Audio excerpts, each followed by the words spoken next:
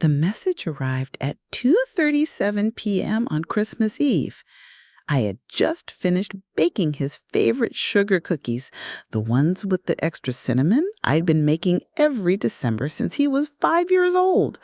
The kitchen smelled of vanilla and cinnamon, a scent that had filled our home for 3 decades. I wiped flour from my hands, leaving white streaks on my apron, and picked up my phone. "Change of plans," the text read. "Don't come for Christmas dinner. My wife's family is more important this year. We'll see you sometime in the new year." I stood there, the phone still in my hand, as the warmth drained from the kitchen. At 67, I learned to expect some disappointments from my son Mark, but this cut deeper than most. For 30 years, I'd hosted Christmas dinner. Even after his father died, I kept the tradition alive, thinking it mattered to him, thinking it mattered to our family. I guess traditions don't mean what they used to. The cookies sat cooling on the rack, untouched.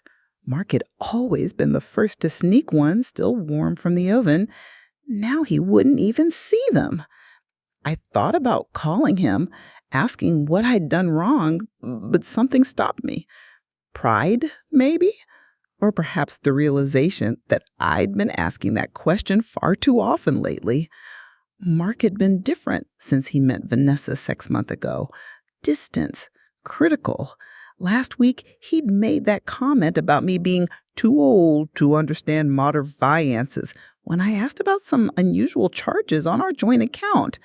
I'd let it slide, telling myself he was stressed. But standing there in my silent kitchen, I wondered if there was more to it. 2 days after Christmas, the phone rang. It was Sarah from the bank, a voice I'd known for 15 years. "Mrs. Henderson, we need to discuss some unusual activity on your accounts." My hands trembled as I listened. Over the past 3 months, someone had been making large withdrawals from our joint savings account. Not just withdrawals, transfers to accounts I'd never heard of in banks I didn't recognize. The total came to $450,000. My entire life savings gone. That's impossible. Those accounts require both signatures. Sarah's hesitation told me everything.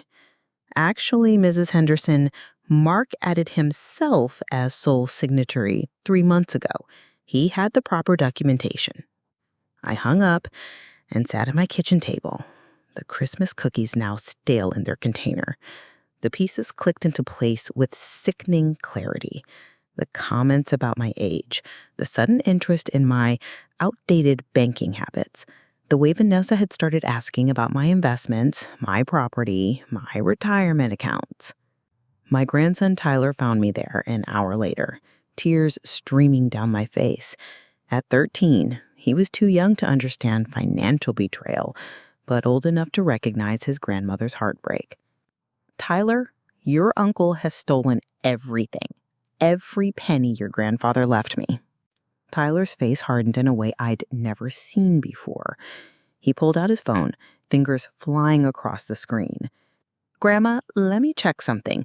I've been learning about cybersecurity in school, and Uncle Mark's not as careful as he thinks he is." For 3 days, Tyler worked in his room.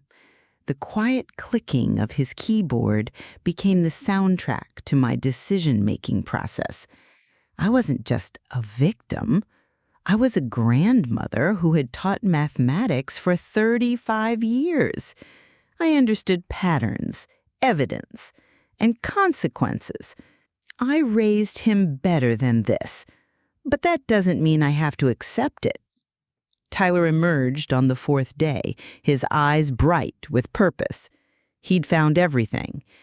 Emails between Mark and Vanessa discussing their plan, social media posts showing expensive purchases, even messages where Vanessa called me the old cash cow they needed to milk dry. "Grandma, they've been planning this for months.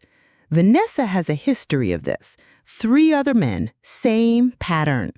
Uncle Mark's just her latest target. The anger that had been simmering beneath my shock finally crystallized into resolve. This wasn't just about money anymore. It was about respect, about family, about teaching my son that actions have consequences. Tyler, we're going to the police first thing in the morning, and then we're going to see a lawyer. Your uncle thinks I'm too old to understand modern finances.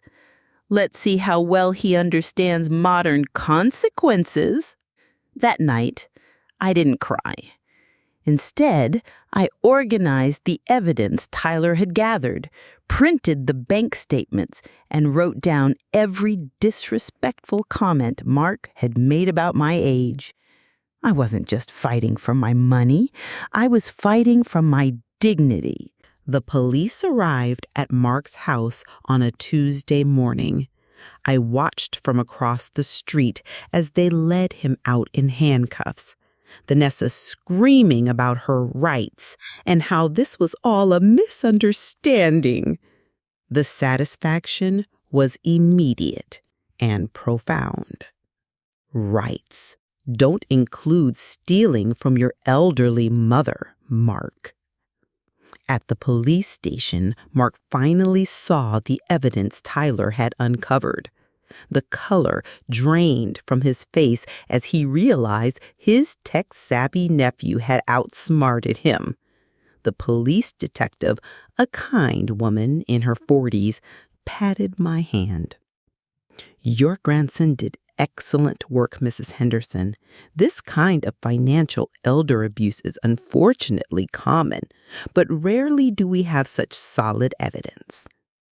Mark was charged with felony theft, fraud, and financial exploitation of an elderly person.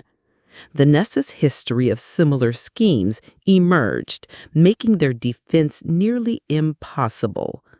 The district attorney assured me they would pursue maximum penalties. But the legal system was only part of the justice. Tyler had also traced the money to offshore accounts where Mark and Vanessa had tried to hide it. Through a combination of legal pressure and Tyler's technical expertise, we recovered $425,000 of the original $450,000. You thought I was too old to understand modern finances, Mark.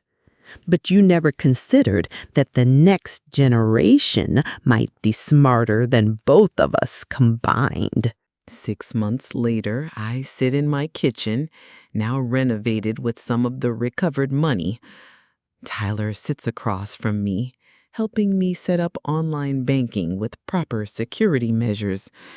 The cinnamon sugar cookies are cooling on the rack, Tyler's new favorite recipe. I never thought I'd see the day when my grandson had to protect me from my own son. Tyler looks up from the computer, his expression serious beyond his years. "Grandma, family isn't just about blood. It's about who stands by you when things get tough." Mark is serving a 3 to 5 year sentence. Vanessa got 5 to 7 years as a repeat offender. The remaining $25,000 was deemed unrecoverable, but I made my peace with that.